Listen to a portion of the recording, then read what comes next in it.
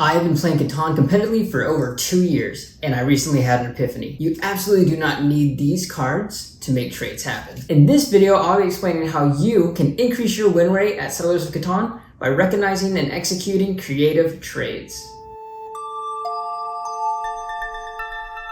From my experience, I found that the greatest difference between a good player and a great player is how they can consistently find and make beneficial trades happen. Merely staying idle and waiting for your numbers to roll is not a very viable or sustainable strategy. So what should you be looking to accomplish when making these trades? Well, 1, increase the number of trades that benefit you, and then 2, decrease the number of trades that benefit everybody else. In order to have success in both of these objectives, it is imperative for you to accurately be able to assess both sides of a given trade. So let's say we're playing my buddy here, Daniel, and he is looking to trade for one of my very valuable ores. But all he starts to deal off with is a wood, which I have an abundance of. Although it's 1 card to 1 card, the ore is much more valuable in this situation. In order to get this scale more balanced, we have to induce some sort of log rolling here. And so I'm just gonna need more from Daniel in order to make this trade more beneficial to myself.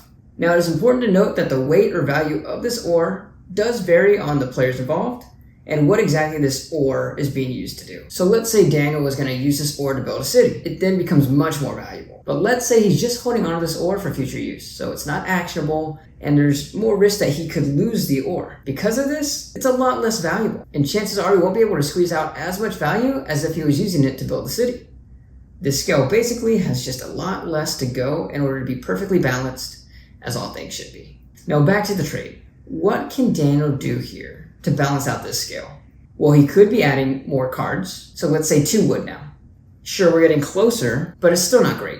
Now Daniel might unfortunately have no more cards. He can't keep adding more wood or other resources to the pot. And in this case, the biggest mistake I see players make is just stopping the negotiations there. Why? You do not need these cards to trade in Catan.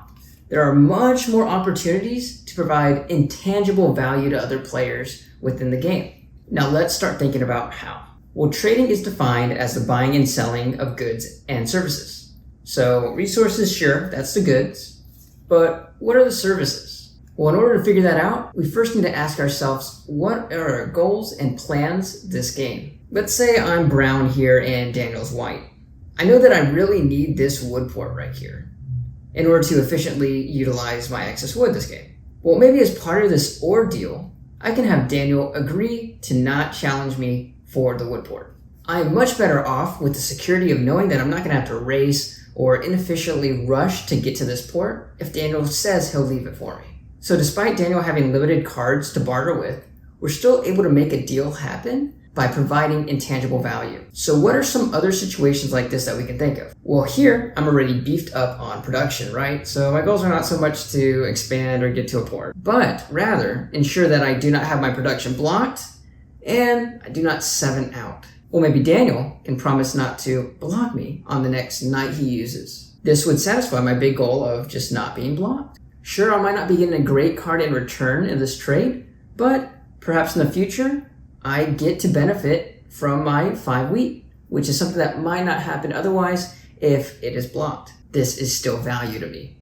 Or maybe we can amend what cards we are trading in a way that puts me at a risk of 7ing out. So let's say I have 8 cards here. I can give Daniel 3, he gives me 2, now I'm back to 7, and I no longer have the risk of discarding if a 7's rolled. This is a form of insurance within the game of Catan. Me giving just an extra trash card to Daniel could potentially lead me to not have to get rid of 4 cards if a 7's rolled.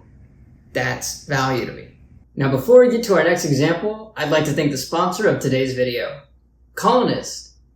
Colonist.io is, in my opinion, the best way to play online Catan. You can play with your friends, play ranked matches online against people across the world, play these wacky maps, as well as several expansions that you know and love. The link will be in the description below, and thank you Colonist for sponsoring this video. Now back to our example where Daniel simply doesn't have any more cards to give to me.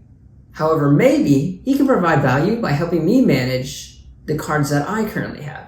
Stay with me? Here's what I mean. Daniel has a sheep port, and I happen to have excess sheep. Instead of Daniel giving me a wheat that I want, he can offer to use his port to change 2 of my sheep into the wheat that I desperately need. Now sure, Daniel doesn't have any more resource cards that he could give to me, but maybe he has some more development cards that are unplayed that he can use as leverage. He's able to use these to sweeten the deal by possibly letting me use a knight for him one turn, tell him where to play the road building, or even trade back the resources he steals from me if he were to use a monopoly.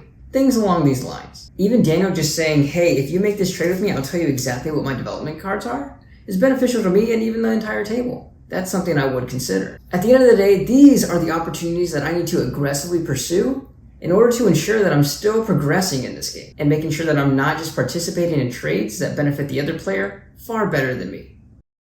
Now, I have looked through the rules, and yes, it is true. A lot of these intangible values are promises, and within the rules of Catan, those are not binding. In other words, there's nothing in writing here that says you have to go through with what you promised as part of the deal. Do whatever you want with that information. But just note that that is a risk of doing some of these more creative trades. In my experience, these types of deals that I make with either friends or more competitive players are generally fulfilled. It's kind of like a respect thing. And plus, good karma does go a long way, and it's pretty beneficial to make sure that you're avoiding creating some sort of a chilling effect. Now, this list of creative examples that we discussed today is absolutely incomplete. There are plenty more examples that I did not mention today that I'm sure I haven't even thought of.